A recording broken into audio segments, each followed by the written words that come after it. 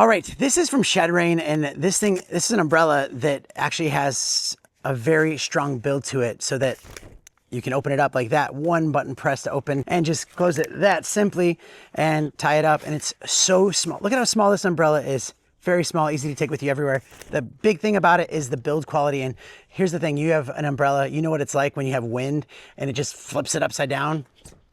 This, look at this. I'm trying to make it like flip upside down and it's not doing it. See? It won't bend. It's got really strong mechanisms and material to keep it from flipping upside down like you would, you know, get that like fault that you would get in other umbrellas. So yeah, it is excellent quality and it's going to keep you dry, and it's just the perfect portable little umbrella for in case it's going to rain. You don't know. It's got a little hand strap as well too, so you can easily keep that on there in case it does blow away from the wind. You don't have to, you got it in your hand. So great quality. Take it with you everywhere, especially if you live somewhere where it might rain and you never know if it's going to rain or whatever. And look at that. Highly recommend this from ShedRain. Thanks for watching.